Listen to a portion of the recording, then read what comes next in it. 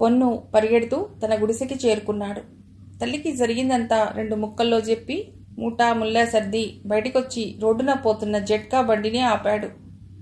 తల్లిని ఎక్కించి తాను ఎక్కి కూర్చుని అడ్రస్ చెప్పాడు. 3 గంటల్లో బండి శక్తి సేవాగ్రామం ముందు ఆగింది. పొన్ను తల్లిని దింపుకుని లోపలికెళ్ళాడు. అంతలోనే పోలీస్ జీప్ ఒకటొచ్చి సేవాగ్రామం ముందు ఆగింది. అందులో నుండి పోలీసులతో పాటుగా 2 రౌడీలు దిగారు. వాళ్ళు సేవాగ్రామం లోపలికొచ్చారు. శక్తి వచ్చిన వాళ్ళని చూసి పక్కనే నిలబడ్డ చండీ వైపు అర్థవంతంగా చూసింది. చండీ గబగబా లోపలికెళ్ళిపోయింది. శక్తి పోలీసుని చూసి లేచి నిలబడుతూ, ఏం పని మీకు ఇక్కడ అని అడిగింది. ఇక్కడికి ఒక దొంగ పారిపోయి వచ్చాడు మేడం, మాకు రూఢిగా తెలిసింది. ఆ కుర్రవాడితో పాటు ఓ వింత మనిషి కూడా ఉన్నట్ట. వాడు హోటల్ షియాలోని బార్ సెక్షన్ని నాశనం చేయటం కాక 50 మందిని చంపి వచ్చాడు. వీళ్ళిద్దరూ తోడు దొంగలు. మీ సేవాగ్రామంలో ఆశ్రయం పొందారని తెలిసి వచ్చాం, సోదా చేయనివ్వండి అన్నారు. శక్తి ఇన్స్పెక్టర్ వైపు తీక్షణంగా చూసి, ఇది కేవలం అనాథల ఆశ్రమం. మీ దొంగతనాలతో, దోపిడీలతో, గుండాలతో ఈ ఆశ్రమానికి సంబంధం లేదు. అలాంటి వారికి రక్షణ ఇవ్వటానికి ఇవేవి ప్రభుత్వ సంస్థలు కావే అంది. ఇన్స్పెక్టర్ కంగు తిన్నాడు. మేడం, మీరు హద్దుమీరి మాట్లాడుతున్నారు. దొంగలకు మేము ఆశ్రయం ఇస్తామా? మీరెవరితో మాట్లాడుతున్నారో కాస్త చూడండి అన్నాడు కోపంగా. ఓ పోలీసు ఉద్యోగితో మాట్లాడుతున్నా. మీ కస్టడీలోని సమరసింఘని మీరు దాచిపెట్టారని జనం అనుకుంటున్నారుగా. జైల్లో పెట్టడం దేనికి? పారిపోయాడన్న పుకారు లేపడం దేనికి? మీరే చంపారనో ఉంచారనో రకరకాలుగా జనం అనుకోవటం మీ దాకా రాలేదా? అలాంటిది కాదు ఈ ఆశ్రమం. నిరభ్యంతరంగా మీరు పరీక్షించవచ్చు అంది. తీసా ఆమె ఎదురుగా వచ్చి నిలబడి కళ్లతో అంతా ఓకే అన్నట్టు చెప్పాడు. పోలీసులు, రౌడీలు ఆమెను దాటుకుని లోపలికి వెళ్లారు. అక్కడ వాళ్ళకి కనిపించిన దృశ్యాల్ని ఆశ్చర్యంగా చూడసాగారు. నెలల్లో పిల్లల దగ్గర నుండి 10-12 ఏళ్ల దాకా ఉన్న అనాథ బాలబాలికలు, అంగవికలురు, వృద్ధులతో నిండి ఉంది. పక్కనే ఉన్న హాస్పిటల్లో అంతా రోగులున్నారు. డాక్టర్ ఎవరికో ఇంజెక్షన్ చేస్తూ కనిపించాడు. రౌడీలు ఒక్కొక్కరిని పరీక్షగా చూడసాగారు. ఇన్స్పెక్టర్ వాళ్ళ వైపు చూసి, జాగ్రత్తగా పరిశీలించండి, అతడు ఇక్కడే ఉండి ఉంటే ఈరోజు ఈ సేవాగ్రామం అంతా చూస్తాను అన్నాడు అహంకారంగా. డాక్టర్ పక్కకు తిరిగి ఇన్స్పెక్టర్ మొహంలోకి చూసి నాకెందుకన్నట్టు పక్క పేషెంట్ దగ్గరికి వెళ్ళిపోయాడు. రౌడీలు అంతా వెతికి ఎలాగో తప్పించుకున్నాడు సార్ అన్నారు. ఈ కారు నుండి ఎంత దూరం తప్పుకోగలరో చూస్తాను, పదండి అని కోపంగా బయటికొచ్చాడు. దొరికారా? నవ్వు దాచుకుంటూ అడిగింది చండి. ఈరోజు కాకపోతే రేపు దొరకరా? మీరే పాతాళంలో వాళ్ళని దాచినా రేపు ఈ పాటికి బయటికి తెస్తాం అన్నాడు ఇన్స్పెక్టర్ జీపు వైపు నడుస్తూ. శక్తి చిరాగ్గా చూసింది అతడి వైపు. ఆ రోజు అక్కడ కాన్ఫరెన్స్ హాల్లో Sri Lanka air transport authority chief Mahanama, chief commercial manager, chief traffic engineer, chief air controller engineer సమావేశమయ్యారు. అత్యవసరంగా ఏర్పాటు చేసిన ఈ సమావేశంలో చర్చనీయాంశం ఏమిటంటే కొలంబో విమానాశ్రయాన్ని ఆధునీకరణ చేయటం. అదే విషయాన్ని ఉపోద్ఘాతంగా చెబుతూ మహానామా ఇప్పుడున్న రాడార్ ద్వారా దాదాపు 40 కిలోమీటర్ల దూరం నుండి ప్రత్యేకంగా అమర్చబడిన కెమెరాల ద్వారా వస్తున్న విమానాన్ని ఏ దేశానికి సంబంధించింది, ఎంతసేపట్లో విమానాశ్రయానికి చేరుతుంది, వీటికి సంబంధించిన భూఘట్టాన్ని తెలుసుకోవచ్చు. కానీ వచ్చేది శత్రు విమానమైతే సమాయత్తం కావటానికి సమయం సరిపోకపోవటం వలన ఇంకా మరింత దూరంలో విమానాల యొక్క పూర్తి ఆచూకీ తెలుసుకోగలిగితే శత్రు విమానాన్ని కూల్చివేయడమే కాకుండా వీలైతే సురక్షితంగా వారిని కిందికి దించి తగు చర్య తీసుకోవటానికి అవకాశం ఏర్పడుతుంది.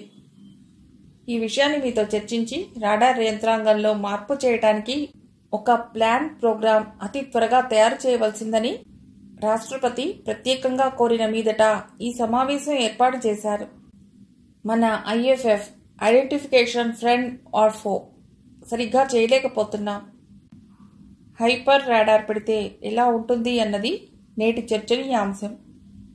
రాడార్స్ ఆప్టికల్ సెన్సర్స్ పెట్టి వాటి ద్వారా కనీసం 300 కిలోమీటర్ల పైచిలుకు దూరం నుండి శత్రు విమానాన్ని కనుక్కోగలిగితే మనకు రమారమి 1 గంటలో రెడీ అయ్యేందుకు సమయం పడుతుంది.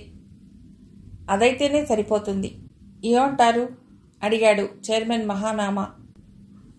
ఎయిర్ కంట్రోలర్ ఇంజనీర్ మాట్లాడుతూ, నాకు తెలిసినంత వరకు యుఎస్లో ఎయిర్ బేస్ కంట్రోలర్స్ అని ఒక పెద్ద కంపెనీ ఉంది.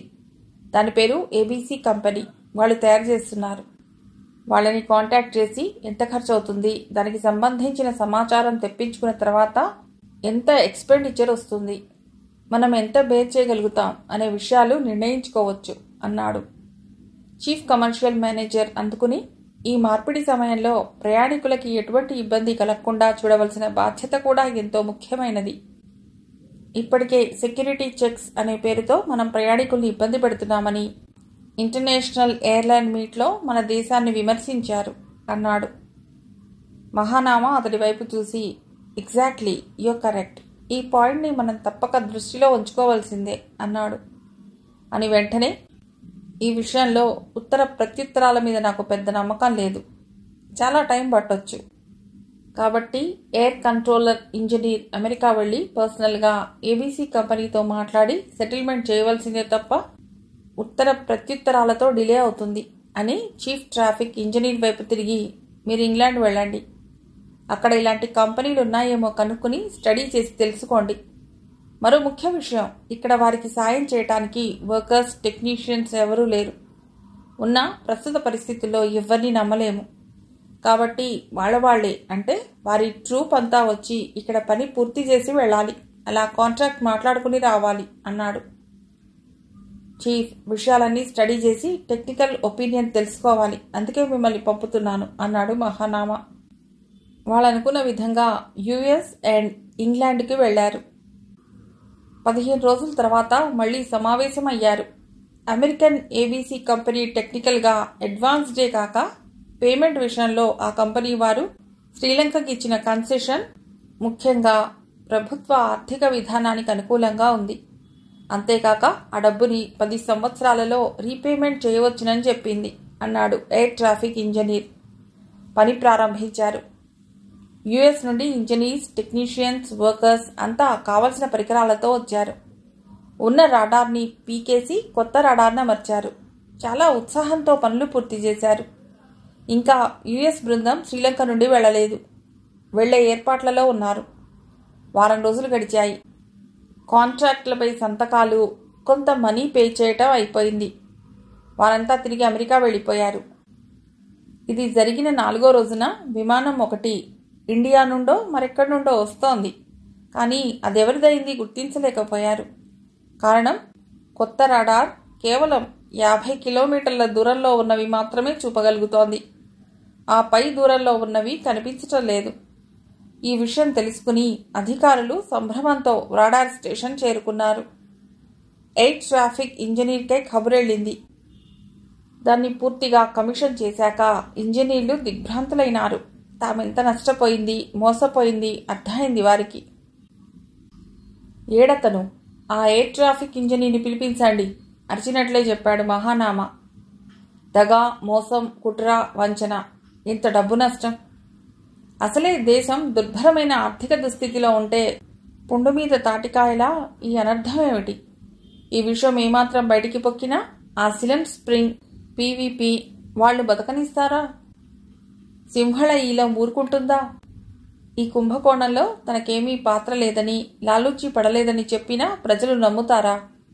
ఇంతలో సెక్రటరీ లోపలికి వచ్చాడు. సార్, ఎయిర్ ట్రాఫిక్ ఇంజనీర్ కుటుంబంతో సహా అమెరికా పరారీ అయ్యాట అన్నాడు. ఈ విషయం వింటూనే మహానామా కుప్పకూలిపోయాడు. ఎంత దాచుకుందామనుకున్నా ఈ వార్త కార్చిచ్చులా అంతటా వ్యాపించింది. పేపర్లలో, టీవీలలో, రేడియోల్లో వచ్చేసింది. మహానామా కుమిలిపోతున్నాడు. అదే సమయంలో అతడి టేబుల్ మీదున్న ఫోన్ మోగింది. ఫోన్ ఎత్తే శక్తి కూడా లేకుండా పోయింది అతడికి. ఏ మినిస్టరో అయ్యుంటాడు. వాళ్లు వెయ్యబోయే చీవాట్లు విని భరించే శక్తి అతడికి లేదిప్పుడు. మానసికంగా కుంగిపోయాడు. చెయ్యని నేరానికి నింద మీద పడింది. అందుకే అతడు బాధతో విలవిలలాడుతున్నాడు. ఫోన్ ఎత్తాలంటే భయపడుతున్నాడు.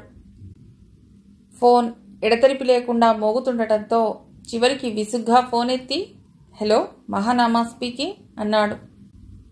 తనకి పూర్తిగా అపరిచితమైన కంఠం అవతల నుండి గంభీరంగా పలికింది.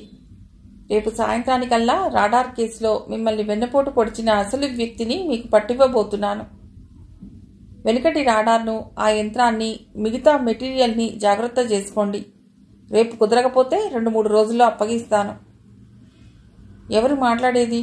ఎవరు మీరు? దయచేసి చెప్పండి. Hello hello hello. ఫోన్ పెట్టేసిన చప్పుడు. ఎవరితను? మహానామాకి తను విన్నదేమిటో అర్థం కాలేదు. క్షణం. దేశం వదిలిపోయిన ఎయిర్ ట్రాఫిక్ ఇంజనీర్ గురించేనా అతడు చెప్తోంది? అదేనా? అందుకు సంబంధించింది కాకపోతే? అతను అంత స్పష్టంగా రాడార్ విషయం అని చెప్పకనే చెప్పాడు. రేపు సాయంత్రానికల్లా ఎలా తేగలడితడు? ఇది నిజమా? ఎవరైనా కావాలని మిస్లీడ్ చేయటమా? ఇతను ఎవరై ఉంటాడు? ఆలోచిస్తూ ఉండిపోయాడు. మహానామాకి ఫోన్ చేసిన అరగంటకే ఆ వ్యక్తి డీజీపీ స్థితబోధికి చేశాడు. స్థితబోధి టేబుల్ మీద ఫోన్ మోగింది.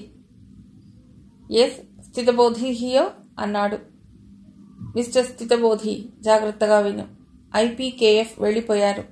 భారత సేన ఖాళీ చేసిన ప్రతి పట్టణంలో సింహళ ఈలం ప్రవేశించి జరుపుతున్న ఘాతుకాలకి, ఊచకోతకి నిన్నటి దేహీవాలి ఇన్సిడెంట్స్ నిదర్శనం. ఈ మారణకాండకు కారకులెవరో మీకు తెలీదా? ఎవరు నువ్వు? ఏమిటి అసందర్భపు మాటలు? గట్టిగా గర్జించింది అతడి గొంతు. నీకు కావలసిన వాణ్ణి డియర్ ఫ్రెండ్. నావి సందర్భోచితమైన మాటలే. గుడ్డిగా నువ్వు అనుసరించే పాలసీలు, నీ పద్ధతులు, నీ వెనక ఎవరుండిదంతా జరిపిస్తోంది నాకన్నీ తెలుసు. మూర్ఖంగా నీ చేజేతులా నీ దేశ ప్రజల్ని బలిచేసుకోకు. నీ తెలివి తక్కువతనానికి, చేతగానితనానికి ఇప్పటికే ఎంతో ప్రజానష్టం, ధన నష్టం, ఆస్తి నష్టం జరిగింది. ఈ నష్టాలన్నింటికీ సగం నీ అసమర్థతే కారణం. షటప్. ఎవరు నువ్వు? కోపంగా అరిచాడు స్థితబోధి. ఆట్టే గొంతు దించుకోకు. నీ వలన ఎంత నష్టం జరిగిందో ఈ పాటికి లెక్కల రూపంలో నీకు అందే ఉంటుంది. తమిళులు, సింహళులు అంతా నీవారే, నీ దేశస్థులే. ఈ మట్టి, గాలి, నీరు అందరివి, మీ ఒక్కళ్ళవి కావు. నీ అండదండలతో పెచ్చు పెరిగిన సింహళ ఈలంని నువ్వు అదుపులో పెడతావా, లేక నా చేతిలోకి తీసుకోమంటావా? విషయం నా చేతుల్లోకి వచ్చిందంటే అక్కడ బూడిద తప్ప మరేముండదు. ఆలోచించుకో. నీకు 2 గంటలు టైం ఇస్తున్నాను. మళ్ళీ నేనే ఫోన్ చేస్తాను. బాయ్. పబ్లిక్ టెలిఫోన్ బూత్ నుండి బయటకు వచ్చిన అతడు ఎటూ చూడకుండా గబగబా నడిచి పళ్ళ మార్కెట్కి వెళ్ళాడు. 2 పెద్ద పెద్ద బుట్టల నిండా పళ్ళు తీసుకుని ఆటోలో పెట్టుకుని శక్తి సేవాగ్రామ్కి వెళ్ళాడు. సేవాగ్రామ్ తలుపు తెరిచిన తిస్సా అతన్ని నిశితంగా చూశాడు. తిస్సాను చూస్తూ, చాలా దూరం నుండి వచ్చాను. వృద్ధులు, పసిపిల్లలు, అనారోగ్యంగా ఉన్నవారికి ఏదో నాకు చేతనైనవి, ఇవ్వగలిగినవి ఇస్తుంటాను. ఈ పళ్ళివ్వటానికి వచ్చాను అంటూ పళ్ళబుట్టలు తీసుకుని లోపలికి వచ్చాడు. అతని రూపానికి, ఆ మాటలకి ఎక్కడా పొంతన లేదు. మనిషిని చూస్తే ఏది దొరికితే దాన్ని పట్టుకుని అక్కడికక్కడే చంపి పచ్చి మాంసం, పచ్చి నెత్తురు కలిపి తినే పరమ కిరాతకుళ్లా ఉన్నాడు. 7 సముద్రాల హోరు, 1000 ఉరుముల తీవ్రత కలబోసిన కంఠధ్వని. లోపల కాచ్యాకేదో చెప్తున్న శక్తి ఆ కంఠస్వరానికి చెలించి గబగబా బయటికొచ్చింది. అలా బయటికొచ్చిన ఆమెని ఒక్క క్షణం చూశాడు ఆ వ్యక్తి. శక్తి ఆ వ్యక్తిని తీక్షణంగా కాళ్ల నుండి తలదాకా పరీక్షగా చూసింది. మరో మనిషి అయితే ఆ చూపులకి తడబడిపోయేవాడే. కానీ అతడు ఆమె చూపులకేమాత్రం జడవక బ్రౌన్ కలర్ కనుపాపల్ని ఆమె వైపే ఉంచి చూడసాగాడు. ఏమిటి? ఎవరు? అంది శక్తి తిస్సాని అతన్ని మార్చి చూసి. తిస్సా అతడెందుకొచ్చింది చెప్పాడు. సరే, లోపల పెట్టించు అంది. తిస్సా ఆ మూటలు తీసుకుని లోపలికి వెళ్ళాడు. అగంతకుడు 2 అడుగులు ముందుకేసి, సారే జహాసే అచ్చా, హిందూసితా హమారా అన్నాడు. శక్తి ఆశ్చర్యంగా అతడి వైపు 1 సెకండ్ చూసి, రండి లోపలికి అంది దారి తీస్తూ. అతడి లోపలికి నడిచాడు. తన ఆఫీస్ గదిలోకి తీసుకెళ్ళింది. అతను కూర్చోలేదు, నిలబడే ఉన్నాడు. శక్తి కుర్చీ పక్కగా నిలబడింది. చెప్పండి అన్నట్లు చూసింది. యాన్ సాగర్ అన్నాడతడు. శక్తి కనుబొమలు చిట్లించింది. మరి అగ్ని? వేరే అసైన్మెంట్ ఇచ్చారా? మిమ్మల్ని అసైన్మెంట్కి పంపారా? అతను ఆ 2 ప్రశ్నలకి దీర్ఘంగా నిట్టూర్చాడే తప్ప ఆమెకి జవాబు ఇవ్వలేదు. 1 నిమిషం తర్వాత, సారీ మేడం, అగ్ని యాక్సిడెంట్లో పోయాడు. అతని మాటలు విన్నాక ఆమె చెవులు మరేమీ వినలేమేమో అనుకున్నట్లు వినికిడి శక్తిని కోల్పోయినట్లు అయ్యాయి. అతన్ని చూస్తున్న కళ్ళలో వినది నిజమేనా అన్న భావం భయ విఫలత్వంతో కలిసి కనిపిస్తోంది. పెదవులు ఇంకేదో అడగాలని ప్రయత్నించాయి, కానీ విడివడలేదు. శబ్దం బయటికి రాలేదు. ఆమె శరీరంలో సన్నని ప్రకంపన మొదలై శరీరాన్నంతా వణికింపజేస్తోంది. చేతులు ముందున్న కుర్చీని గట్టిగా పట్టుకున్నాయి ఆధారం కోసం. కళ్ల ముందు నల్లటి చీకటి తెరలుగా కదలాడుతున్నట్లుగా ఉంది. ఆమె కళ్లల్లో జీవత్వం క్రమేణా తగ్గిపోతోంది. ఆమె మొహంలో వస్తున్న మార్పులు గమనించి మరో 2 అడుగులు ముందుకు వేసి ఆమెకి సన్నిహితంగా వచ్చాడు సాగర్. శక్తి! అతడి పెదవులు ఆదుర్దాగా పిలిచాయి. కళ్ళు ఆందోళనగా ఆమెను పరీక్షించాయి. ఆమె ఫెయింట్ అయింది. మరుక్షణంలో ఆమె అతడి చేతుల మధ్య స్మృతి విహీన అయింది. అది Sri Lanka broadcasting commission building. Neon లైట్ల వెలుగులో శ్రీలంక బ్రాడ్కాస్టింగ్ కమిషన్ అన్న అక్షరాలు తళుకులీనుతూ చూపర్లను ఆకర్షిస్తున్నాయి. సమయం అర్ధరాత్రి దాటింది. 1 గంట కావస్తోంది. దాదాపు రోడ్లు నిర్మానుష్యంగా ఉన్నాయి. సెక్యూరిటీ గార్డు కునికిపాట్లు పడుతున్నాడు. సిటీలో అల్లర్ల కారణంగా షిఫ్ట్లో ఉన్న స్టాఫ్ కొందరు రాత్రులు బయటికి వెళ్ళటం లేదు. వాళ్ళందరికీ భోజన వసతి సదుపాయాలు లోపలే జరుగుతున్నాయి. ఆ బిల్డింగ్లో అటు శ్రీలంకీయులు ఇటు తమిళులు అంతా కలిసి పనిచేస్తున్నారు. ఆఫీస్ వర్క్ ఇంకా సాగుతూనే ఉంది. ఇంతలో అంబులెన్స్ ఒకటొచ్చి గేటు ముందు ఆగింది. గంట ముందర ఎంప్లాయీ ఒకతడికి అనారోగ్య కారణంగా అంబులెన్స్లో తీసుకెళ్లారు. అంబులెన్స్ని చూడగానే సెక్యూరిటీ గార్డ్స్ గేట్స్ ఓపెన్ చేశారు. మెడికల్ ఇన్స్పెక్షన్ రూమ్ వైపు పెడుతోంది అంబులెన్స్. గార్డ్స్ డోర్స్ వేసుకుంటున్నారు. సడన్గా అంబులెన్స్ ఆగింది. ఆ డ్రైవర్ 15 ఏళ్ల కుర్రవాడు దిలీప్. అంబులెన్స్ డ్రైవర్ డ్రెస్లో ఉండటం చేత అతడెవరూ కనుక్కోలేకపోయారు. 100 కిలోగ్రాముల హై ఎక్స్ప్లోజివ్ని ఫ్యూజ్ చేసి రాకెట్లా ఆ కుర్రవాడు సెక్యూరిటీ గార్డ్స్ని తోసుకుంటూ బయటికి పరిగెత్తాడు. గార్డ్స్ బిత్తరపోయి చూశారు వాడి వైపు. ఇదేమిటి వీడిలా పరిగెడుతున్నాడు, ఏమైంది వీడికి అని అనుకున్నా ఇంతలో ఓ గార్డ్ ఏయ్ ఆగాగు అని అరుస్తూ 2 అడుగులు ముందుకు వేశాడో లేదో ఫ్యూజ్ చేసిన 8 సెకండ్లు జరిగాయి. అంతే. ఆ 8 సెకండ్ల తర్వాత బ్రాడ్కాస్టింగ్ కార్పొరేషన్ బిల్డింగ్స్ 3 వంతులకు పైగా నాశనం అయ్యాయి. పెద్ద చప్పుళ్లతో బిల్డింగ్ కప్పులు లేచిపోతున్నాయి. గోడలు బంతుల్లా ఎగురుతున్నాయి. భూమి ఆకాశాన్ని కలుపుతూ చప్పుళ్ళు ఘోరంగా ఒళ్ళు జలదరింపచేస్తున్నాయి. ఎక్స్ప్లోజివ్లో చాలా మంది పోయారు.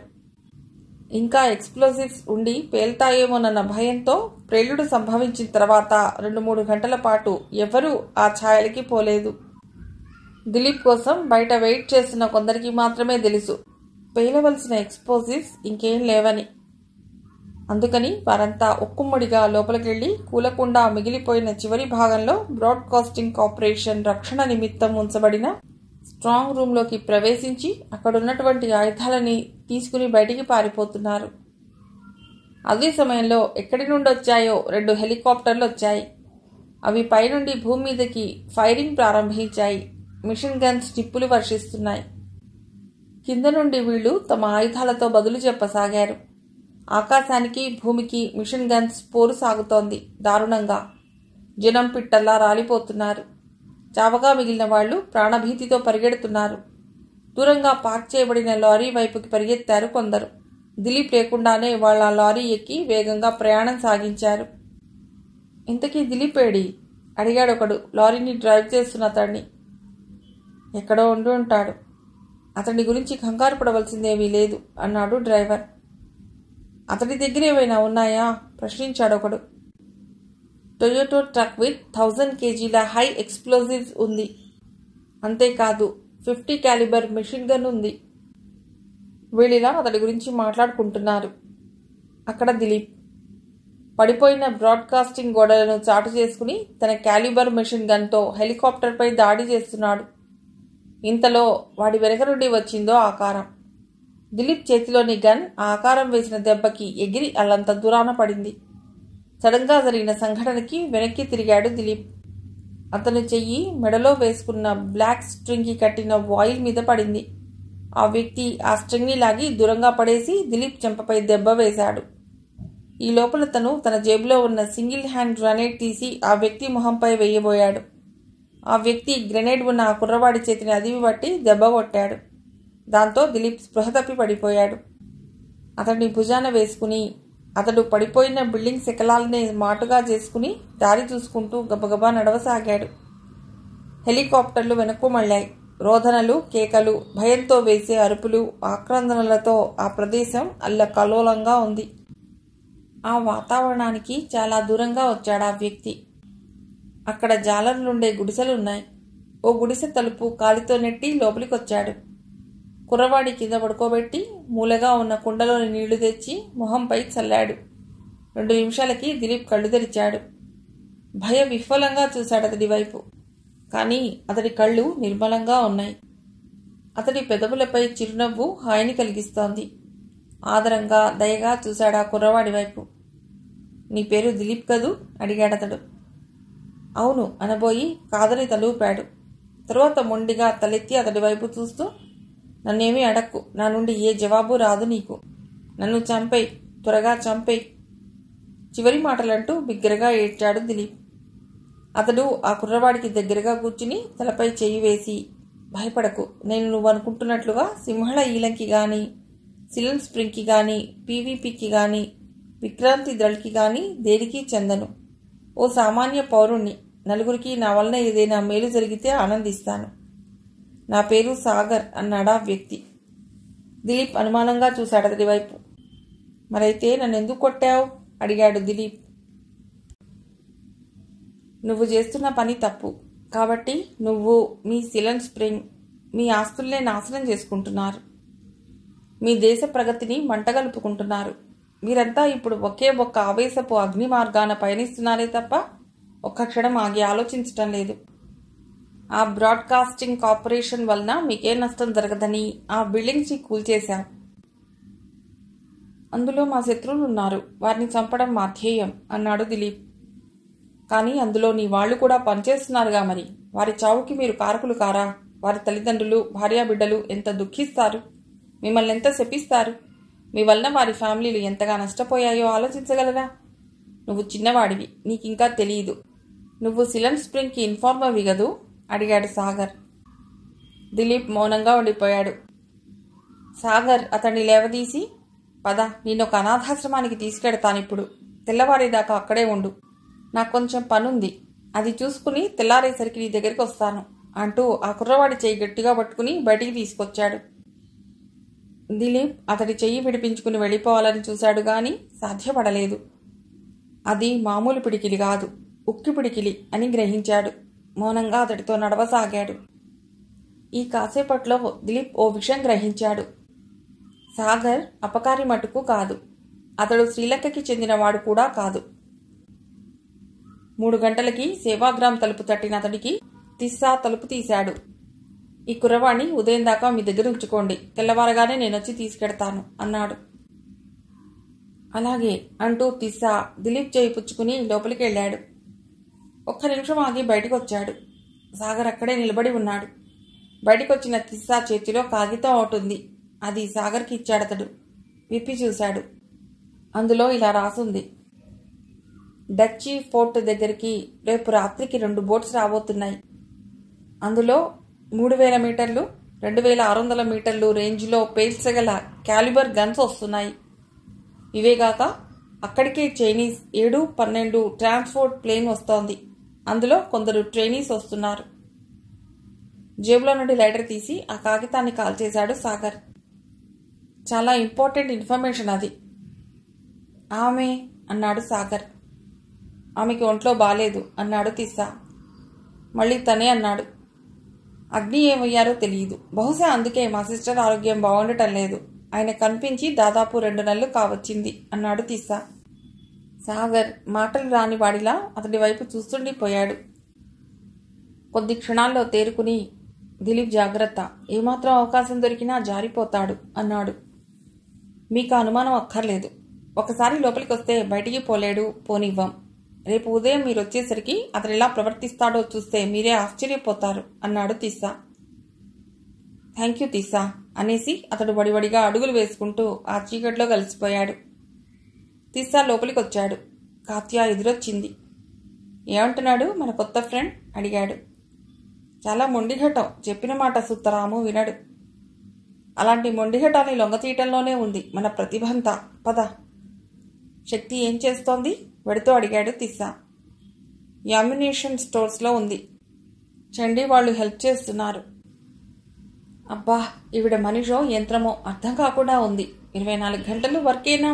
హెల్త్ బాగోలేదు కదా, రెస్ట్ తీసుకోకూడదు? మీరైనా చెప్పకూడదు? మేమా? శక్తి సంగతి తెలీదు. ఎంత చనువుగా ఉంటుందో అంత దూరంగా ఉంటుంది కూడా. ఈ మధ్య మరీ గంభీరంగా తయారైంది. ఆవిడికి పనే ఊపిరి, గాలి, ఆహారం, నీరు అయ్యింది. పలకరించడానికే భయంగా ఉంది అంది. దీర్ఘంగా నిట్టూర్చుతూ అన్నాడు తిస్సా. దిలీప్ని మన కిడ్స్ దగ్గర వదిలిపెట్టు. అలాగే, వాళ్లే అతన్ని దారిలోకి తెస్తారు అంది కాత్య. దిలీప్ని దారిలో పెట్టడానికి కిడ్స్ని ఉపయోగించాలని కాత్య, తిస్సా నిర్ణయించుకుంటున్న ఆ సమయంలో దిలీప్ గురించే ఆలోచిస్తూ చీకట్లో నడుస్తున్నాడు సాగర్. ఇటువంటి పసివాళ్లు ఎందరూ ఈ మారణ హోమానికి సమిధలుగా మారారో, ఇంకెందరు మారనున్నారో అనుకుంటుండగా ఇంతలో మోటార్ బైక్ ఒకటి దూసుకొచ్చినట్లుగా వచ్చి అతడి ముందు ఆగింది. దాని మీదున్న జాలరివాడు, ఈ నడకేమిటి, ఇలా అయితే చీమ గంగాయాత్రే అవుతుంది అన్నాడు బైక్ దిగుతూ. సాగర్ నవ్వుతూ బైక్ అందుకుని ఎక్కి కూర్చుని బాయ్ అన్నాడు ముందుకు పోనిస్తూ. జాలరివాడు చెయ్యి ఊపి గబగబా నడుస్తూ చీకట్లో మాయమయ్యాడు. దాదాపు గంట గడిచాక అతడికి బైక్పై ముందుకు సాగలేని పరిస్థితి వచ్చింది. ముందరంతా నీరు ప్రవహిస్తోంది. ఆ నీటికి మధ్యలో అల్లంత దూరాన నక్షత్రాకారంలో ఒకనాడు గొప్పగా వెలిగిపోయి నేడంతా కోల్పోయి బికారిలా మారిన వాడిన వదనంలా, ఆరిపోబోతున్న దీపకాంతిలా, బాగా బతికి చెడ్డవాడిలా నిలబడి ఉంది డచ్ ఫోర్ట్. జాఫ్నాలోనే ఉన్న ఈ డచ్ ఫోర్ట్ 300 సంవత్సరాల క్రిందటిది. నక్షత్రాకారంలో కట్టబడిన ఈ కోట డచ్చివారు ఈ ప్రాంతాన్ని పరిపాలించిన రోజుల్లో కట్టబడింది. ఈ కోటకి చుట్టూరా నీరుండటం చేత కోట చేరుకోవాలంటే బోటు మీద గాని హెలికాప్టర్ల ద్వారా గాని వెళ్లవలసిందే. 1983 వరకు ఇది గొప్ప సాంస్కృతిక వ్యాపార కేంద్రంగా ప్రసిద్ధి చెందింది. విశాలమైన రోడ్లు, వివిధ వ్యాపార సంస్థలు, షాపులు, దేశ విదేశీ వ్యాపారులు, పర్యాటకులు, చూపర్లకు ఆనందం కలిగిస్తూ రంగురంగుల వస్త్రధారణతో రకరకాల జాతులు ఇక్కడ దర్శనమిచ్చేవి. ఎప్పుడూ సందడిగా, కోలాహలంగా, జనసమ్మర్దంతో కిటకిటలాడే ఈ ప్రాంతం నేడు మూగబోయింది. పడిపోయిన ఇళ్లు, పేలుళ్లకు గురై కూలిన కోటగోడలు, సగం సగం పగిలి విరగ్గొట్టబడి ఒకనాటి రాజధానికి చిహ్నాలుగా అక్కడక్కడా నిలబడి ఉన్న కోట బురుజులు, పొగచూరినట్లు మాడినట్లుగా నల్లగా మారిన గోడలు, సడన్గా రాత్రిళ్ళు చూస్తే నల్లని భూతమేదో నీళ్లలోంచి లేచి నిలబడ్డట్లుంది. అర్ధాంతరంగా చనిపోయిన మనుషుల ప్రేతాత్మల ఆక్రందనలాగా వినవచ్చే ఈదురుగాలి ఈలలు. ఇవిగాక 300 మీటర్ల నుండి 600 వరకు ప్రేలుళ్లకి గురై రోడ్ల మీద గోతులు పడ్డాయి. దెయ్యాల నిలయం లాంటి ఈ డచ్చి కోటలో 3000 మంది శ్రీలంక సైనికులు ఎప్పుడూ ఉంటారు. సాగర్ బైక్ దిగి నీళ్ల మధ్యలో నిలబడ్డ కోట వైపు చూడసాగాడు. లోపల శ్రీలంక మిలిటరీ క్యాంప్ 3000 మంది సోల్జర్స్తో ఉంటుందని విన్నాడతడు. అసలక్కడికి చేరుకోవటం ఎలా? బోటు గాని హెలికాప్టర్ గాని కావాలి. ఏం చేయాలి ఆలోచించసాగాడు. దూరంగా బోటు లాంటిదేదో విరిగిపడి ఉంది. సాధారణంగా సోల్జర్స్ బయటికి రావాలంటే బోటు గాని హెలికాప్టర్ గాని అవసరపడుతుంది. అలా వచ్చినప్పుడు పాడైపోయినదేదైనా ఇక్కడుండే అవకాశం లేకపోలేదు అనుకుంటూ అతడు ఆ వైపుకి దారి తీశాడు. అదృష్ట దేవత అతడి వెన్నంటే ఉంది. నిజంగా అక్కడున్నది చిన్న బోటు. దాన్ని సరిగ్గా యువతలికి లాగి ఒడ్డున పడేసి చూశాడు. ఓ గంట శ్రమపడ్డాక దానిపై ప్రయాణం చేయటానికి వీలుగా తయారైంది. చుట్టుపక్కల ఎక్కడా నరసంచారం లేదు. ఒక్కసారి చుట్టూ పరిసరాలు పరీక్షగా చూసి బోట్లోకి ఎక్కాడు. మెల్లిగా నడుపుకుంటూ ముందుకు సాగాడు. దాదాపు అరగంట శ్రమపడితే గాని అతడు కొంత దూరం చేరుకోలేకపోయాడు. తాత్కాలికంగా బాగు చేయటంతో బిగించిన స్క్రూలు నీటి వేగానికి నిలబడలేక పడిపోయాయి. అదీగాక బోటు చాలా పాతది. కట్టె బాగా నాని చివికిపోయింది. అక్కడక్కడ సన్న రంధ్రాలుండి నీరు బోటు లోపలికి మెల్లిమెల్లిగా వస్తోంది. ఈ రకంగా తను 10-15 నిమిషాల కంటే ఎక్కువసేపు ఈ పడవలో నిలవలేనని తెలుసుకున్నాడు సాగర్. క్రమేపీ నీరు పడవలోకొస్తోంది. సూర్యోదయమై సూర్యుడు మెల్లిమెల్లిగా పైకొస్తున్నాడు. ఇక లాభం లేదనుకుని ముందుకు చూశాడు. కొద్ది దూరంలోనే ఉంది కోట. గబాల్న నీళ్లలోకి దూకేశాడు. కోట పైభాగానికి ఎవరో వచ్చి నిలబడ్డారు. 2 మిలిటరీ సోల్జర్స్. వారి చేతుల్లో బెనాక్యులర్స్ ఉన్నాయి. వారి దృష్టి నీళ్లపై తేలుతున్న బోటు మీద పడింది. తలపైకెత్తిన సాగర్ దృష్టి వారిపై పడింది. వెంటనే అతడు నీళ్లలో మునిగాడు. 2 నిమిషాలు వారలా పరిసరాలంతా పరీక్షించారు. తర్వాత వారు అవతలి వైపుకు తిరిగారు. సాగర్ ఒకసారి పైకొచ్చి గట్టిగా ఊపిరి పీల్చుకుని గబగబా ఈదుకుంటూ కోట దగ్గరకు వచ్చేశాడు. నీళ్లలోంచి ఒడ్డుకొచ్చి పడిపోయిన గోడల మధ్యకి పాక్కుంటూ చేరుకున్నాడు. కొద్దిగా మోకాళ్లపై లేచి తలెత్తి చూశాడు. పరిసరాల్లో ఎవరూ లేరు. లేచి మెల్లిగా కోట లోపలి వైపుకు దారితీశాడు. పాడుబడి విరిగి పడిపోయిన శిథిలాలతో ఉందా ప్రాంతమంతా. తను సురక్షితంగా ఉండదగ్గ ప్రదేశం కోసం నలుమూలలా పరీక్షిస్తూ జాగ్రత్తగా నడుస్తున్నాడు. ఇంతలో కొద్ది దూరంలో నుండి బూట్ల చప్పుడు వినవస్తోంది. చటుక్కున్న దారిలో నుండి పక్కకి గెంతి విరిగిపడి ఉన్న గోడల మధ్య ముడుచు కూర్చున్నాడు. 5 నిమిషాలకి ఆ దారి నుండి గార్డ్స్ వెళ్లసాగారు. వాళ్ల మాటలు సాగర్కి స్పష్టంగా వినవచ్చాయి. 2 గంటలు లేటుగా బోట్స్ చేరుకుంటాయిట. ప్లేన్ మట్టుకు కరెక్ట్ టైంకే వస్తుందిట. వాళ్ళలా మాట్లాడుకుంటూ వెళ్ళిపోతున్నారు. కోట లోపల 200 మంది 10-12 సంవత్సరాల వయసున్న మగపిల్లలు చిన్న చిన్న బోట్స్లో 10 మంది చొప్పున కూర్చుని కోట వైపుకి పడవలు నడుపుకుని వస్తున్నారు. వారందరి చేతుల్లో మిషన్ గన్స్ ఉన్నాయి. భుజాలన సంచులేవో బరువులతో వేలాడుతున్నాయి. ఆ పిల్లలకి నాయకుడు తీతు, వాడి అసిస్టెంట్ సాకన్.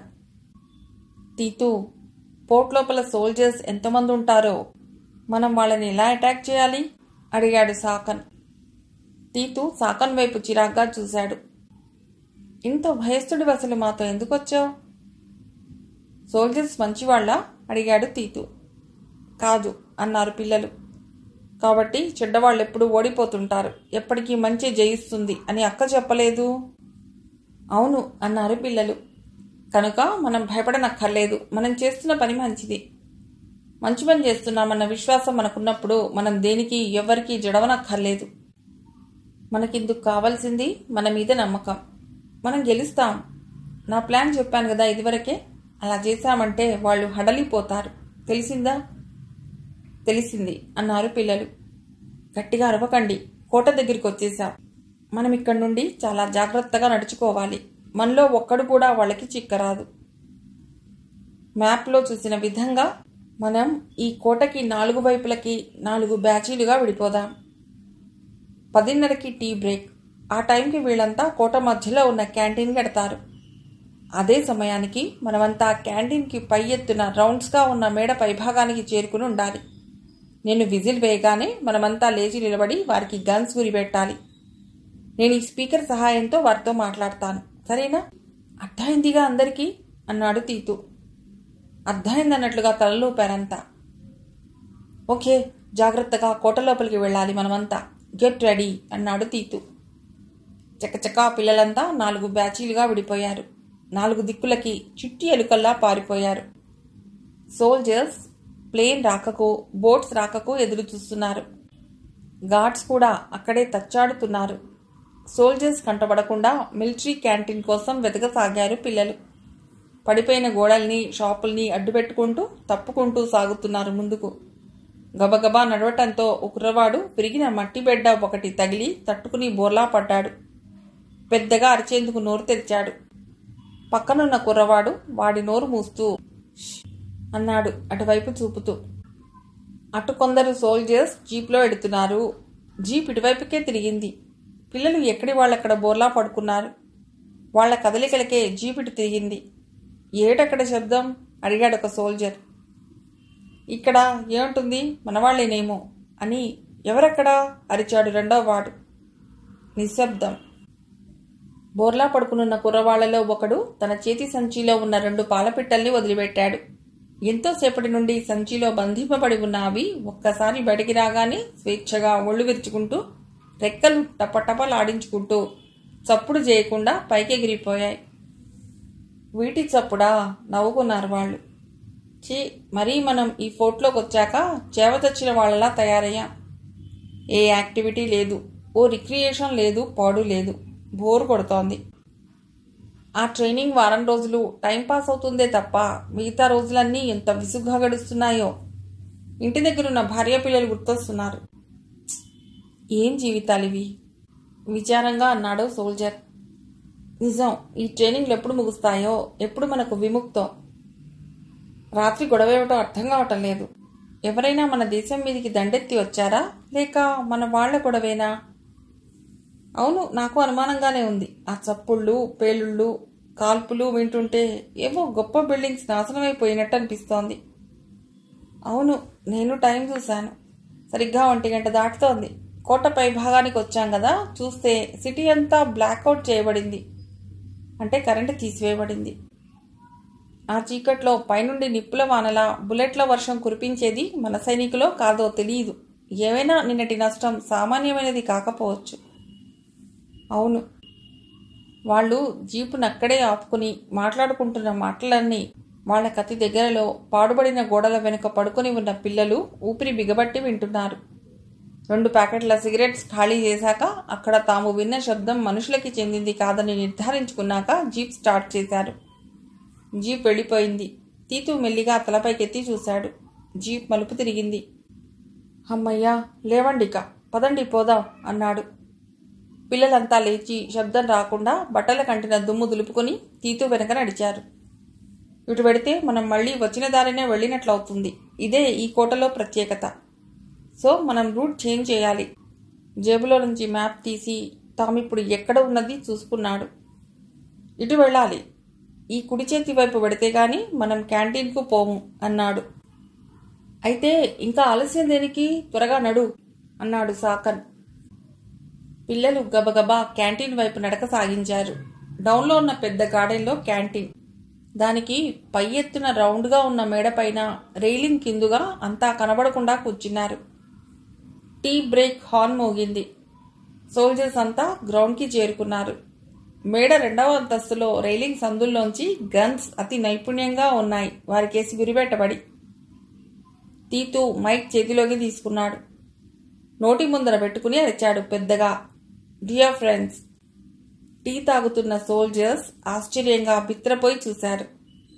ఎక్కడి నుంచి వచ్చిందా శబ్దం అనుకుంటూ దిక్కులు చూడసాగారు. ఒకసారి తలెత్తి మేడ మీదికి చూడండి. సోల్జర్స్ అంతా తలలెత్తి చుట్టూతా ఉన్న మేడ పైభాగాన్ని చూశారు. ఆశ్చర్యపోయారు. ఒకే డ్రెస్లో ఉన్న పిల్లలు గన్స్ చేతబుచ్చుకుని రెడీగా స్టడీగా వారి వైపే గురిపెట్టి నిలబడి ఉన్నారు. సోల్జర్స్కి ఇదేమీ అర్థం కావటం లేదు. పిల్లలేమిటి, ఈ గన్స్ ఏమిటి? ఇవి ఆటతుపాకులు కావు. శాంపిల్గా చూస్తారా మా నైపుణ్యాన్ని అంటుండగానే ఓ రైఫిల్ పేలింది. సూటిగా వచ్చిన తూట టీకాన్కి తాకి గుంటలాంటి చిల్లుబడి టీ అంతా కారసాగింది. అంత జనం ఉండగా ఆ కుర్రవాడు ఎంత సూటిగా ఆ క్యాన్ని కొట్టింది గమనించేసరికి అంతటి మిలిటరీ వారు కూడా నోరు తెచ్చారు. ఈ విషయం ఎవరికైనా చెప్తే ఇదంతా అబద్ధం అంటూ నోరు చప్పరించేవాళ్ళు. కానీ ఇది నిజం, పచ్చి నిజం. ముక్కుపచ్చలారని పిల్లలు ఇందరెలా రాగలిగారు కోటలోకి? తమ కళ్ళు గప్పి, తమ గార్డ్స్ కళ్ళు గప్పి ఎలా వచ్చారు లోపలికి? ఇందరు లోపలికి వస్తుంటే పెట్రోలింగ్ వెహికల్ ఏమైంది ఆలోచిస్తున్నారు వాళ్ళు. మీలో ఎవరైనా గన్ ఉపయోగించాలని ప్రయత్నించినా చూశారుగా మేము ఎందరం ఉంది, మీ శరీరాలు తునకలవుతాయి. మీరు మర్యాదగా తుపాకులు కింద పెట్టి మాకు లొంగిపోండి అనే మాటలు వినిపించాయి. కెప్టెన్ కళ్ళు కోపంతో ఎర్రబడ్డాయి. అతను కమాండర్ వైపు చూశాడు. కమాండర్ వాళ్ల వైపు చూస్తూ, మా దగ్గర హై పవర్ ఎక్స్ప్లోజివ్స్ ఉన్నాయి. మీరంతా ఈ సిలన్ స్ప్రింగ్కో పీవీపీకో చెందిన వాళ్లే ఉంటారు. మర్యాదగా మీరు లొంగిపోండి, లేకపోతే ఈ డచ్చి కోటని మీ పసిరక్తంతో తడపడానికి కూడా మేం వెనకాడం. మీరు లొంగిపోవటానికి 2 నిమిషాలు టైం ఇస్తున్నా. ఆ గన్స్ అన్నింటినీ గ్రౌండ్స్లోకి విసిరేసి చేతులెత్తండి అన్నాడు బిగ్గరగా. ఇంతలో Y-12 ప్లేన్ వస్తున్న చప్పుడు వినిపించింది. హెలీప్యాడ్ వైపు వస్తోందది. తామక్కడికి వెళ్ళాలి. కమాండర్ కదిలాడు. అతడి అడుక్కి ఒక్క అడుగు ముందర బుల్లెట్ లేపిన దుమ్ముకి అతడి కళ్ళలోకి మట్టి దూరింది. అతడి కోపం వచ్చింది పిల్లలపై. ఫైర్ అని అరిచాడు కమాండర్. ఫైర్ అని కమాండర్ ఆర్డర్ ఇవ్వగానే గర్జించినవి పిల్లల తుపాకులు. SIT down all of you అరిచాడు తీతు. పిల్లలంతా రైలింగ్ మాటన కూర్చుండిపోయారు. రైలింగ్ సందుల్లో నుండి మిషన్ గన్స్ గర్జిస్తున్నాయి. వాళ్ళని ఆ గ్రౌండ్ దాటి పోనివ్వటం లేదు పిల్లలు. గ్రౌండ్లో ఏ వైపుకి తిరిగినా బుల్లెట్లు తగులుతున్నాయి. టియర్ గ్యాస్ స్టాక్ చేయబడిన కొన్ని ప్రత్యేక ప్యాకెట్స్ ఓపెన్ చేసి గ్రౌండ్లోకి విసిరేశారు పిల్లలు. ఆ గ్యాస్ ప్రభావంతో కళ్ళు మంటలు పుట్టి నీళ్లు రాసాగాయి. పిల్లలంతా ప్రత్యేకమైన మాస్కులు ముఖానికి వేసుకుని గ్లాసెస్ కళ్ళకి ధరించారు. దాదాపు 300 మందికి గాయాలయ్యాయి. ఎక్కడి వాళ్ళక్కడ ఆ గ్యాస్ ప్రభావానికి చాప చుట్టల్లా పడిపోతున్నారు. అదే సమయంలో అక్కడున్న హెలిప్యాడ్పై ఆగింది Y-12. అందులో నుండి 6 వ్యక్తులు దిగారు. 6 అడుగుల ఎత్తులో ప్రత్యేకంగా కనబడుతున్న దుస్తులతో ఉన్నారు. వాళ్ళు దిగగానే ప్లేన్ వెనక్కి వెళ్ళిపోయింది. నడుస్తున్న వాళ్ళు క్షణం నిలబడి, ఇదేమిటి వీళ్ళంతా ఏమయ్యారు, ఎవరూ కనబడరే అనుకోసాగారు. ఇంతలో వాళ్ళకెదురుగా ఆజానుబాహుడైన ఓ వ్యక్తి రాసాగాడు. అతడి వైపే చూడసాగారు వాళ్ళు. అతడు వాళ్ళని సమీపించాడు. దగ్గరికి వచ్చి, హలో, ఐఎమ్ సాగర్, మిమ్మల్ని రిసీవ్ చేసుకోమని కమాండర్ పంపారు, వెల్కమ్ అన్నాడు. థ్యాంక్ యూ అంటూ వాళ్ళతన్ని అనుసరించారు. సాగర్ వారిని కోటలోపలి భాగానికి తీసుకెడుతున్నాడు. కోటలో పూర్వపు గుర్రాలశాల ఒకటి ఉంది. అటు దారి తీశాడు సాగర్. ఏటిది ఇటువైపంతా డార్క్గా ఉందే అని అడిగాడు వారిలో ఒకడు. ఇది పాడుబడ్డ కోట కదా, అదీగాక ఇప్పుడు దేశంలో సిలన్ స్ప్రింగ్ టెర్రరిజం ఎక్కువగా ఉంది. అందువల్ల ఈ ప్రదేశంలో కూడా మా జాగ్రత్తలు మేము తీసుకుంటున్నాం. ఒక్క 2 నిమిషాలే ఈ చీకటి, ఆ తర్వాత అంతా వెలుతురే. ఈ అసౌకర్యం మీకు కలిగిస్తున్నందుకు మన్నించాలి అన్నాడు సాగర్. అతని మృదు గంభీరమైన మాటలకి వాళ్ళు మౌనంగా మంత్రముగ్ధల్లా వెంట నడిచారు. గుర్రాలశాల లోపలికొచ్చారు. 6 లోపలికొచ్చాక, ఈ సన్నని మార్గం గుండా అవతలికి పోవాలి, కనిపిస్తోందిగా వెలుతురు అడిగాడు సాగర్. అదేదో కొండని తొలిచిన సన్నని గుహ మాదిరి దారి, ఆ దారి గుండా అవతలికెళ్ళాలి. శత్రువులు కోటలోకొచ్చినప్పుడు తప్పించుకునే దారుల్లో ఇదొకటి అన్నాడు సాగర్. ఇంట్రెస్టింగ్ అన్నాడు వచ్చిన వ్యక్తుల్లో ఒకడు. ముందు సాగర్ ఆవలి దిక్కుకు బాగా వంగి ఆ దారి గుండా ప్రయాణం చేసి ఆవలి వైపుకు వెళ్ళాడు. అతడు క్షేమంగా అవతలికి చేరాక అతడు లోపలికి తొంగి చూస్తూ చెయ్యూపాక ఒక మాస్టర్ వంగి రాసాగాడు. అతడు వంగి ఈ చివరికి వచ్చేసరికి లేవబోయే అతడి తలపైన మెడపైన 2 దెబ్బలు వేశాడు సాగర్. అతడిలో రక్త ప్రసరణ కాసేపు ఆగిపోయింది. తల వాల్చేశాడు. పక్కన పడుకోబెట్టేశాడు సాగర్. ఆ రకంగా ట్రైనింగ్ ఇవ్వటానికి వచ్చిన 6 మాస్టర్స్ని కొట్టి పడుకోబెట్టేశాడు. ఒక్కసారి చేతులు దులుపుకుని వాచి చూసుకున్నాడు. ఇంకో గంటకు గాని బోట్స్ రావు. తన నడుముకి చుట్టుకుని ఉన్న నైలాన్ థ్రెడ్ని ఊడదీసి 6 తల నుంచి కాళ్ళదాకా ఒక్క అంగుళం వదలకుండా గట్టిగా తాడుతో బిగించి కట్టేశాడు. ఇంకా వీళ్ళని గమ్యస్థానం చేర్చి ముందు స్థితబోధి కళ్ళు తెరిపించాలి అనుకుంటుండగా లోపలి వైపున కాల్పుల చప్పుళ్లు వినిపించాయి. అతను గ్రౌండ్ వైపు నుండి కాల్పుల చప్పుళ్లు రావటంతో అటు పరిగెత్తుకొచ్చాడు. కిడ్స్ మిలిటరీ సోల్జర్స్తో తలపట్టం అతడికి అబ్బురంగా అనిపించింది. అతడు మనస్సులోనే వారినలా తయారు చేసిన శక్తిని అభినందించాడు. తీతు అతడిని చూసి సంతోషంగా విజిల్ వేశాడు. సాగర్ తీతు చేతిలోని మైక్ నందుకుని, మీరంతా లొంగిపోవటం మంచిది. మీరు ఈ ట్రైనింగ్ మీ వాళ్ళని చంపుకోవటం కోసం పొందుతున్నారు. ఇది ఎంత అమానుషమో ఆలోచించండి. ఇంకో ముఖ్య గమనిక, మీకిక్కడ ట్రైనింగ్ ఇక అనవసరమని ప్రభుత్వం నిర్ణయించింది. మీకు ట్రైనింగ్ ఇవ్వటానికి ఎవరూ రావటం లేదు. పొందిన ట్రైనింగ్తో మీరు సాగించిన రాక్షస కృత్యాలకి ప్రజలు బదులు తీర్చుకునే సమయం ఆసన్నమైంది. వాళ్ల చేతుల్లో పడి ప్రాణాలు పోగొట్టుకోకముందే మీరు ఈ చోటు విడిచి పారిపోయి ఇకనైనా మానవత్వంతో జీవించండి అన్నాడు సాగర్. అక్కడి సోల్జర్స్ సరిగ్గా స్పృహకి రావటానికి కనీసం 2 గంటలు పడుతుంది. టియర్ గ్యాస్ ప్రభావం అలాంటిది. ఈలోపే తన పనులు పూర్తి చేసుకోవాలనుకున్నాడు సాగర్. తీతు చెవిలో ఏదో చెప్పాడతడు. తీతు పిల్లలందరినీ తీసుకుని గబగబా కోట వెలుపలికి పరిగెత్తాడు. 1 గంటలో వాళ్లంతా తాము వచ్చిన బోట్స్ దగ్గరికి చేరుకున్నారు. ఈ లోపల సాగర్ తాను మోపులా కట్టిన 6 ఈడ్చుకొచ్చాడక్కడికి. ఆ మోపు వేయటానికో బల్ల చెక్క పట్టుకొచ్చాడు. దాన్ని ఒక మోటార్ బోట్కి కట్టేశాడు. చెక్కపై వాళ్లను పడేసి దానికి అంటగట్టేశాడు. తీతు, నీకు డ్రైవింగ్ తెలుసుగా? ఓ అన్నాడు హుషారుగా తీతు. నాకు ఈ మోటార్ బోట్ నడపాలని ఎంత కోరికో అక్క పడనిచ్చింది కాదెప్పుడు అన్నాడు సంతోషంగా. జాగ్రత్త, కొద్ది దూరమే కాబట్టి ధైర్యంగా పంపుతున్నాను. నువ్వు ఆ బోటు ఒడ్డుకి చేర్చే సమయానికి అక్కడికో వెహికల్ వస్తుంది. ఆ మోపుని వాళ్ళకు అప్పగించేయి అన్నాడు. ఓకే సార్ అంటూ బోట్లోకి ఎగిరి డ్రైవర్ సీట్లో కూర్చున్నాడు తీతు. పిల్లలంతా తామెక్కి వచ్చిన బోట్స్ ఎక్కారు. సాయంకాలం మనమంతా పార్టీ చేసుకుందాం, 7:30కు వస్తానని చెప్పండి మీ అక్కయ్యతో అన్నాడు సాగర్. పిల్లలు మరింత హుషారుగా బోట్స్ పోనిచ్చారు. తీతు ఎక్స్పీరియన్స్ ఉన్నవాడిలా మోటార్ బోట్ డ్రైవ్ చేస్తున్నాడు. సాగర్ అక్కడే నిలబడి చూడసాగాడు. కనుచూపు మీద దాటాయవి. వెనుదిరిగాడు సాగర్. ఆశ్చర్యంగా చూసి సన్నగా విజిల్ వేశాడు. అక్కడ నిలబడి ఉన్నాడు Dilip. Hats off to Shakti అనుకున్నాడతడు. Welcome to our organisation my dear little friend అన్నాడు. దిలీప్ ఇంకా అతన్ని అలాగే చూస్తున్నాడు. కొంచెం ముందొస్తే నీలాంటి డేరింగ్ కిడ్స్ని పరిచయం చేసేవాణ్ణి అన్నాడు సాగర్. వాళ్ళని నేను సేవాగ్రామంలో చూశాను అన్నాడు దిలీప్.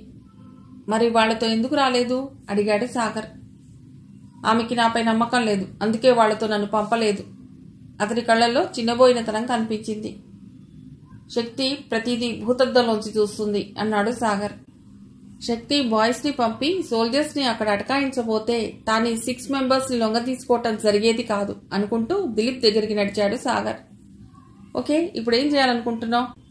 మళ్ళీ సిలన్ స్ప్రింగ్ దగ్గరికి ఎడతావా అని సాగర్ అడుగుతుంటే, వాడు నాకు అక్కర్లేదు మిస్టర్, మేమే నీ దగ్గరకు వచ్చాం అంటూ కర్నల్ పరంజ్యోతి రైఫిల్ని సాగర్కి గురిపెడుతూ కోట ముఖద్వారం పక్క నుండి ఎదురుగా వచ్చేశాడు.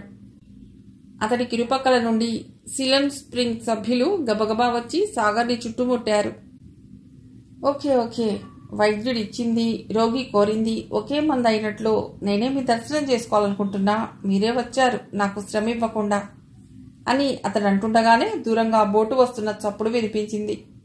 అంతా ఒకరివైపు ఒకరు చూసుకున్నారు. ఓకే, కాసేపు మనం ఒకటి అనుకుందాం. ఇప్పుడు రాబోతున్న ఆ బోట్స్ నిండా ఆయుధాలు ఉన్నాయి. అవి ఇండియా నుండి వస్తున్నాయని మీరంతా అనుకుంటున్నారు కదూ? కాదని మీకు ఇప్పుడే రుజువు చేస్తాను. వెయిట్ అండ్ సీ, మీరంతా పక్కకి తప్పుకోండి అన్నాడు సాగర్.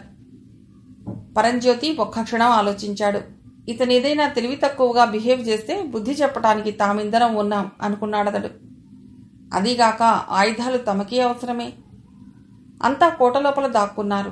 దిలీప్ వైపు చూశాడు సాగర్. నేను వెళ్ళను, ఇక్కడే నీతోనే ఉంటాను అన్నాడు. అతడి చేతిలోని రైఫిల్ చూస్తూ, దాని అవసరం ఉండదు కానీ అవతల పెట్టు అన్నాడు సాగర్. దిలీప్ రైఫిల్ కొద్ది దూరంలో ఉన్న గోడ కాంచాడు. ఆయుధాల బోట్ ఒక్కటే వస్తోంది. రెండోది ఏమైందో అనుకుంటూ చూడసాగాడు సాగర్. ఒక్క బోటే రావడం గమనించాడు. దగ్గరకొచ్చేసింది బోటు. భారతదేశపు నౌక అది. ఆలివ్ గ్రీన్ కలర్లో ఉన్న మిలిటరీ బోట్ అది. బోటు ముందు భాగాన పెద్ద సర్కిల్, దానిలో త్రివర్ణాలు కలిసి ఉన్నాయి. F2 అని వ్రాసి ఉంది దానిపై. అందులో నుండి గబగబా 5-6 కిందికి దిగారు. మిగతా వాళ్ళు ఆయుధాల సంచులు కిందికి దించే ప్రయత్నాలు చేస్తున్నారు. దిగిన 5 నడుచుకుంటూ కోట వైపు రాసాగారు. సాగర్ దిలీప్కి సైగ చేశాడు. దిలీప్ తూనిగలా కోటలోకి పరుగు తీశాడు. మరుక్షణంలో సిలన్ స్ప్రింగ్ సభ్యులు ఆ ఏరియానంతటినీ కవర్ చేశారు. కొందరు బోట్ దగ్గరికి వెళ్లారు. మర్యాదగా చేతులెత్తి కిందికొచ్చేయండి అరిచాడు పరంజ్యోతి. బోటులో ఉన్న 30 మంది చేతులెత్తి నడవసాగారు. ఈ హఠాత్ సంఘటన వాళ్ళకి అయోమయంగా ఉంది. ఆయుధాలు పంపమన్న ప్రభుత్వమే బంధించటమేమిటి? ఓడ కెప్టెన్ కోపంగా చూస్తూ, మీరెవరు, ఎందుకు మమ్మల్ని అడ్డగిస్తున్నారు అడిగాడు. విని తట్టుకునే ధైర్యం మీకుంటే చెప్తాం వినండి. సిలన్ స్ప్రింగ్ అన్నాడు పరంజ్యోతి. సిలన్ స్ప్రింగ్, సిలన్ స్ప్రింగ్. శ్రీలంక ప్రభుత్వానికి పక్కలో బల్లెమై ప్రభుత్వాధికారులను గడగడలాడిస్తున్న సిలన్ స్ప్రింగ్. వీళ్లేనా సిలన్ స్ప్రింగ్ అంటే అనుకున్నాడు కెప్టెన్. ఏ నోట మాట పడిపోయిందే అడిగాడు పరంజ్యోతి. మరి ఇక్కడి సోల్జర్స్ ఏమయ్యారు? ఈ గన్స్ వారికి హ్యాండ్ ఓవర్ చేయమని తమకు ఆర్డర్స్ ఉన్నాయి. వారిని ఈ సిలోన్ స్ప్రింగ్ చంపేశారా? ఆలోచిస్తూ అడుగులు వేస్తున్నాడు కెప్టెన్. కోటలో ఓ వైపున ఆ 30 మందిని నిలబెట్టారు. సాగర్ వారి కెప్టెన్ ఎదురుగా వెళ్లి నిలబడి, ఎక్కడి నుండి వస్తున్నారు మీరు అడిగాడు. ఇండియా నుండి జవాబిచ్చాడు కెప్టెన్. అతడి మాట ఇంకా పూర్తి కాలేదు. ఫట్టుమని మొహం పగిలేలా కొట్టాడు సాగర్. అతని పెదవి తెగింది, ముక్కు అణిగింది, నుదురు చిట్లి మొహం అంతా గుర్తుపట్టడానికి వీలైనంతగా డీప్ ఫిగర్ అయిపోయి రక్తం కారసాగింది. ఆ దెబ్బకి తూలి కిందపడ్డాడు వారి కెప్టెన్.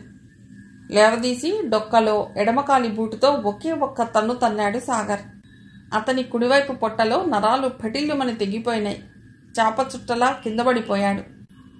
అతడి అనుచరులు కోపంగా ఆవేశంగా చూడసాగారు సాగర్ వైపు. ఏమీ చేయలేని నిస్సహాయ స్థితిలో ఉన్నారు వాళ్ళు. కారణం, సిలన్ స్ప్రింగ్ ఒక్కో అనుచరుడు ఒక్కొక్కడి దగ్గర మిషన్ గన్స్ పుచ్చుకుని నిలబడి ఉన్నాడు. ఇప్పుడు సాగర్లో వాళ్ళకి మనిషి కనపట్టలేదు. 2 దెబ్బలకే జగజ్జట్టి లాంటి రౌడీలని మట్టి గరిపించే తమ కెప్టెన్ని ప్రాణావశిష్ఠుని చేశాడంటే ఇతడు మనిషా? ఆ రూపంలో ఉన్న ఏదైనా పిశాచమా? రాక్షసుడా? భయంతో వాళ్ల వెన్నుముకలు జలదరిస్తున్నాయి. సాగర్ కంఠం భయంకరంగా గర్జించినట్లు పలికింది. చెప్పండి, ఎక్కడి నుండి తెస్తున్నారు ఈ ఆయుధాలు? 1 నిమిషం టైం ఇస్తున్నాను. చెప్పకపోతే మీ వెన్నుముకల్ని కర్రపుల్లల్లా విరిచేస్తాను అన్నాడు. ఎవరూ మాట్లాడలేదు. 1 నిమిషం గడిచింది. టైం అయిపోయింది అన్నాడు సాగర్. కెప్టెన్ పక్కగా నిలబడ్డ వ్యక్తి దగ్గరికి వెళ్ళాడు. చెప్పు, ఏ కంట్రీ నుండి వస్తున్నాయి ఇవి? ఏ ఎయిమ్తో ఇవి మీరు సరఫరా చేస్తున్నారు అడిగాడు. ఆ వ్యక్తి నోరు మెదపలేదు. కర్రలా బిగుసుకుపోయాడు సాగర్ని చూస్తూనే. సాగర్ ఏమాత్రం ఆలస్యం చేయలేదు. అతడు అలాగే చెక్కబొమ్మనెత్తినట్లు ఎత్తి తల కాళ్ల వైపు 2 చేతులతో పట్టుకుని బాణాకర్రని వంచినట్లు వంచేశాడు. ఆ రాక్షస కృత్యానికంతా కళ్ళు మూసుకున్నారు చూడలేక. ఒక్కసారి అందరిలో చలనం వచ్చింది. సుర్జిత్పురా అని గట్టిగా అరిచారు. వెరీ గుడ్, అలా దారిలోకి రండి. మీకు వీళ్ల మీద ఇంత ప్రేమ ఎందుకు కలిగింది? ఇండియన్ నేవీ పేరు మీద ఇండియాలో తయారైనట్లుగా గుర్తులతో ఈ మిషన్ గన్స్ తయారు చేయించి మీరు మీ శ్రీలంకకి ఎందుకు పంపుతున్నట్లు? ఈ 2 దేశాల నడుమ స్నేహాన్ని తుంచేయటానికే కదూ? అది నీకు అనవసరం అన్న గొంతు విని పక్కకి చూశాడు సాగర్. ఆ తర్వాత ఆ శబ్దం వచ్చిన వైపు చూశాడు. సిలన్ స్ప్రింగ్, బోటులో నుండి దిగిన జనం అంతా వెనక్కి తిరిగి ఆ మాటలు వచ్చిన వైపు చూశారు. ఎక్కడి నుండి వచ్చారో బిలబిలలాడుతూ సింహళ ఈలం సభ్యులు తుపాకులు గురిపెట్టి నిలబడ్డారు. తుపాకులు వదిలేసి అంతా చేతులు ఎత్తండి అరిచాడు సింహళ ఈలం నాయకుడు. పరంజ్యోతి సాగర్ వైపు చూశాడు. మిగిలిన కథ తర్వాతి భాగంలో.